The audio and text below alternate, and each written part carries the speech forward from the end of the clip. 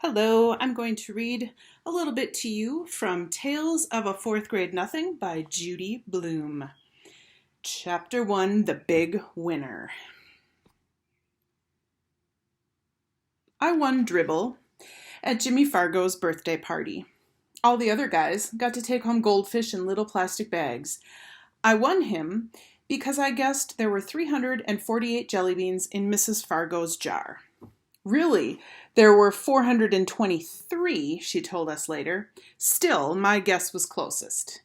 Peter Warren Hatcher is the big winner, Mrs. Fargo announced. At first I felt bad that I didn't get a goldfish, too.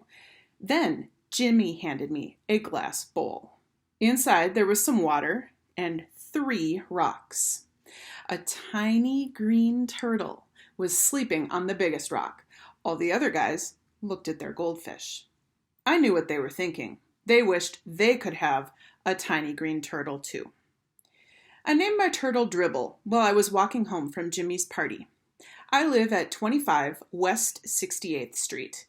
It's an old apartment building, but it's got one of the best elevators in New York City. There are mirrors all around. You can see yourself from every angle. There's a soft cushion bench to sit on too, if you're too tired to stand. The elevator operator's name is Henry Bevelheimer. He lets us call him Henry because Bevelheimer's very hard to say. Our apartment is on 12th floor, but I don't have to tell Henry. He always knows. He knows everybody in the building. He's that smart. He even knows I'm 9 and in 4th grade. I showed him Dribble right away. I won him at a birthday party, I said. Henry smiled. Your mother's going to be surprised. Henry was right. My mother was really surprised. Her mouth opened when I said, just look at what I won at Jimmy Fargo's birthday party. I held up my tiny green turtle. I've already named him. Dribble. Isn't that a great name for a turtle? My mother made a face. I don't like the way he smells, she said. What do you mean? I asked. I put my nose right down close to him. I didn't smell anything but turtle. So Dribble smells like a turtle, I thought. Well, he's supposed to. That's what he is. And I'm not going to take care of him either, my mother added. Of course you're not, I told her. He's my turtle, and I'm the one who's going to take care of him. You're going to change his water and clean out his bowl and feed him and all of that? She asked. Yes, I said, and even more, I'm going to see to it that he is happy. This time, my mother made a funny noise, like a groan. I went into my bedroom. I put Dribble on top of my dresser. I tried to pet him and tell him he would be happy living with me, but it isn't easy to pet a turtle. They aren't soft and furry, and they don't lick you or anything. Still, I had my very own pet at last. Later, when I sat down at the dinner table, my mother said, I smell turtle. Peter, go scrub your hands.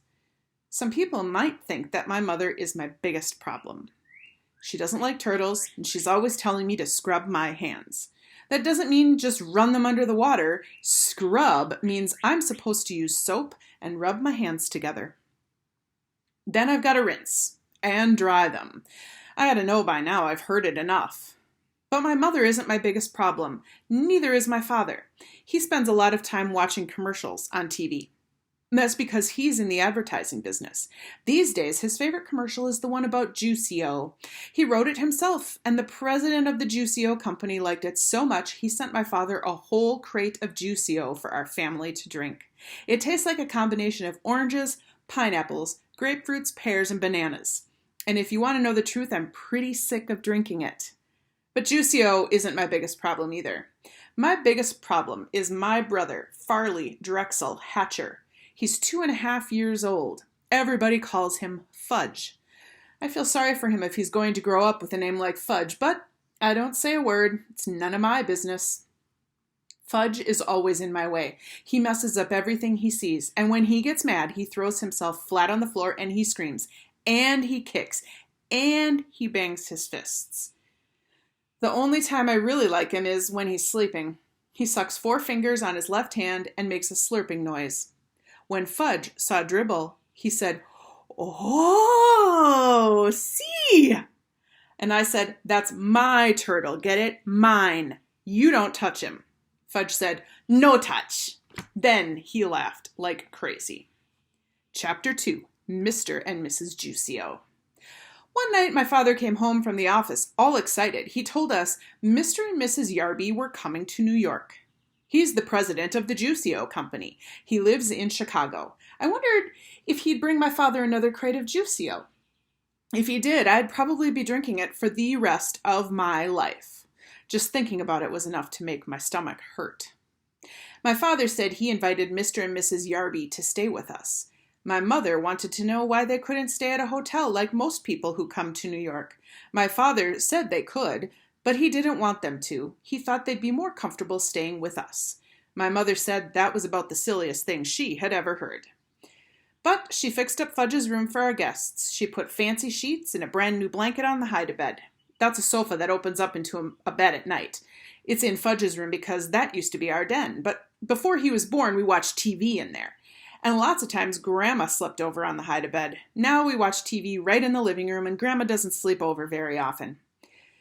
My mother moved Fudge's crib into my room. He's going to get a regular bed when he's 3, my mother says. There are a lot of reasons I don't like to sleep in the same room as Fudge. I found that out 2 months ago when my bedroom was being painted. I had to sleep in Fudge's room for 3 nights because the paint smell made me cough. For one thing, he talks in his sleep. And if a person didn't know better, a person could get scared. Another thing is that slurping noise he makes. It's true that I like to hear it when I'm awake, but when I'm trying to fall asleep, I like things very quiet. When I complained about having to sleep with Fudge, my mother said, "It's just for 2 nights, Peter." "I'll sleep in the living room," I suggested, "on the sofa, or even on a chair." "No," my mother said, "you will sleep in your bedroom, in your own bed." There was no point in arguing. Mom wasn't going to change her mind. She spent the day in the kitchen. She really cooked up a storm. She used so many pots and pans, Fudge didn't have any left to bang together, and that's one of his favorite pastimes, banging pots and pans together. A person can get an awful headache listening to all that racket. Right after lunch, my mother opened up the dinner table. We don't have a separate dining room. When we have company for dinner, we eat in one end of the living room. When Mom finished setting the table, she put a silver bowl filled with flowers right in the middle. I said, "Hey, Mom, it looks like you're expecting the president or something." "Very funny, Peter," my mother answered. Sometimes my mother laughs like crazy at my jokes. Other times she pretends not to get them. And then there are times when I know she gets them, but she doesn't seem to like them. This was one of those times. So I decided no more jokes until after dinner. I went to Jimmy Fargo's for the afternoon. I came home at 4 o'clock. I found my mother standing over the dinner table mumbling. Fudge was on the floor playing with my father's socks. Not sure why he likes socks so much, but if you give him a few pairs, he'll play quietly for an hour. I said, "Hi, Mom, I'm home." "I'm missing 2 flowers, my mother said. I don't know how she noticed that 2 flowers were missing from her silver bowl, because there were at least a dozen of them left. But sure enough, when I checked, I saw 2 stems with nothing on them. "Don't look at me, Mom," I said. "What would I do with 2 measly flowers?" So we both looked at Fudge. "Did you take Mommy's pretty flowers?" my mother asked him. "No take," Fudge said. He was chewing on something. "What's in your mouth?" my mother asked. Fudge didn't answer. "Show Mommy." "No show," Fudge said. "Oh, yes." My mother picked him up and forced his mouth open. She fished out a rose petal. "What did you do with Mommy's flowers?" She raised her voice. She was really getting upset. Fudge laughed. "Tell Mommy." "Yum," said Fudge. "Yummy, yummy, yummy." "Oh, no," my mother cried, rushing to the telephone. She called Dr. Cohn. She told him that Fudge ate 2 flowers. Dr. Cohn must have asked what kind, because my mother said roses, I think, but I can't be sure. One might have been a daisy. There was a long pause while my mother listened to whatever Dr. Cohn had to say. Then Mom said, "Thank you, Dr. Cohn," and she hung up. "No more flowers," she told Fudge. "You understand?" "No more," Fudge repeated. "No more, no more, no more." My mother gave him a spoonful of peppermint-flavored medicine, the kind I take when I have stomach pains. Then she carried Fudge off to have his bath. Leave it to my brother to eat flowers. I wondered how they tasted. Maybe they're delicious and I don't know it because I've never tasted one, I thought. I decided to find out. I picked off 1 petal from a pink rose. I put it in my mouth and I tried to chew it up, but I couldn't do it. It tasted awful. I spit it out in the garbage. Well, at least now I knew I wasn't missing anything great. Fudge ate his supper in the kitchen before our company arrived. While he was eating, I heard my mother remind him, "Fudgy's going to be a good boy tonight. Very good for Daddy's friends." "Good," Fudge said. "Good boy." "That's right," my mother told him. I changed and scrubbed up while Fudge finished his supper. I was going to eat with the company. Being 9 has its advantages. My mother was all dressed up by the time my father got home with the Yarbys. You'd never have guessed that Mom spent most of the day in the kitchen. You'd also never have guessed that Fudge ate 2 flowers. He was feeling fine. He even smelled nice, like baby powder. Mrs. Yarby picked him up right away. I knew she would. She looked like a grandmother. That type always makes a big deal out of Fudge. She walked into the living room cuddling him. Then she sat down on the sofa and bounced Fudge around on her lap. "Isn't he the cutest little boy?" Mrs. Yarby said. "I just love babies." She gave him a big kiss on the top of his head. I kept waiting for somebody to tell her Fudge was no baby, but no one did. My father carried the Yarby's suitcase into Fudge's room. When he came back, he introduced me to our company. "This is our oldest son, Peter," he said to the Yarbys. "I'm 9 and in 4th grade," I told them. "How do, Peter?" Mr. Yarby said. Mrs. Yarby just gave a nod. She was still busy with Fudge. "I have a surprise for this dear little boy," she said. "It's in my suitcase. Should I go get it?" "Yes," Fudge shouted. Go get! Mrs. Yarby laughed as if that was the best joke she'd ever heard. "I'll be right back," she told Fudge. She put him down and ran off to find her suitcase. She came back carrying a present tied up with a red ribbon. "Oh!" Fudge cried, opening his eyes wide. "Goody!" He clapped his hands. Mrs. Yarby helped him unwrap his surprise. It was a wind-up train that made a lot of noise. Every time it bumped into something, it turned around and went the other way. Fudge liked it a lot. He likes anything that's noisy. I said, "That's a nice train." Mrs. Yarby turned to me. "Oh, I have something for you, too. Peter," I reminded her. "My name is Peter." "Yes, well, I'll go get it." Mrs. Yarby left the room again. This time she came back with a flat package. It was wrapped up too, red ribbon and all. She handed it to me. Fudge stopped playing with his train long enough to come over and see what I got. I took off the paper very carefully in case my mother wanted to save it, and also to show Mrs. Yarby that I'm a lot more careful about things than my brother. I'm not sure she noticed. My present turned out to be a big picture dictionary, the kind I liked when I was about 4 years old. My old one is in Fudge's bookcase now. "I don't know much about big boys," Mrs. Yarby said, "so the lady in the store said a nice book would be a good idea." A nice book would have been a good idea, I thought, but a picture dictionary, that's for babies. I've had my own regular dictionary since I was 8. But I knew I had to be polite, so I said, "Thank you very much. It's just what I've always wanted." "I'm so glad," Mrs. Yarby said. She let out a long sigh and sat back on the sofa. My father offered the Yarbys a drink. Good idea, Mr. Yarby said. "What'll it be?" my father asked. "What'll it be?" Mr. Yarby repeated, laughing. "What do you think, Hatcher? It'll be Juicy-O. That's all we ever drink. Good for your health." Mr. Yarby pounded his chest. "Of course," my father said, like he knew it all along. "Juicy-O for everyone," my father told my mother. She went into the kitchen to get it. While my father and Mr. Yarby were discussing Juicy-O, Fudge disappeared. Just as my mother served everyone a glass of Mr. Yarby's favorite drink, he came back. He was carrying a book, my old, worn-out picture dictionary, the same as the one the Yarbys just gave me. "See?" Fudge said, climbing up on Mrs. Yarby's lap. "See book." I wanted to vanish. I think my mother and father did too. "See book." Now Fudge held it up over his head. "I can use another one," I explained. "I really can. That old one is falling apart." I tried to laugh.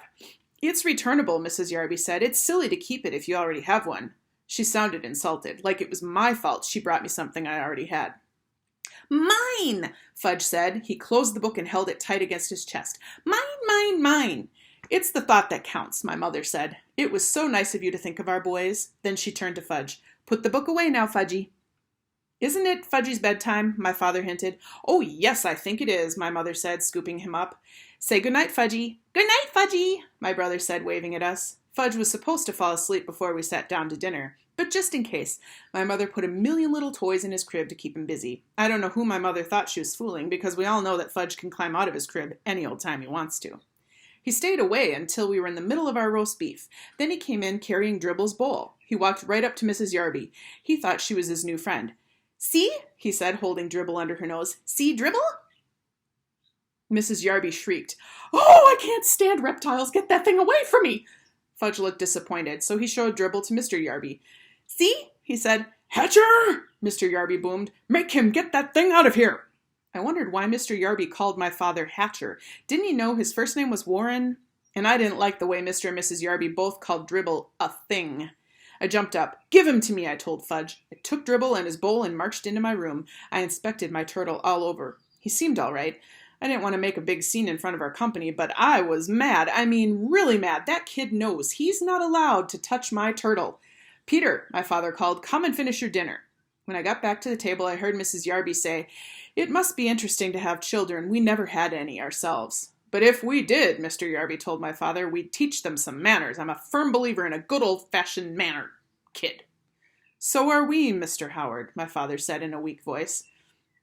I thought Mr. Yarby had a lot of nerve to hint that we had no manners. Didn't I pretend to like their dumb old picture dictionary? If that wasn't good manners, then I don't know what is. My mother excused herself and carried Fudge back to my room. I guess she put him into his crib again. I hoped she told him to keep his hands off my things. We didn't hear from him again until dessert. Just as my mother was pouring the coffee, he ran in, wearing my rubber gorilla mask from last Halloween. It's a very real-looking mask. I guess that's why Mrs. Yarby screamed so loud. If she hadn't made so much noise, my mother probably wouldn't have spilled the coffee all over the floor. My father grabbed Fudge and pulled the gorilla mask off him. "That's not funny, Fudge," he said.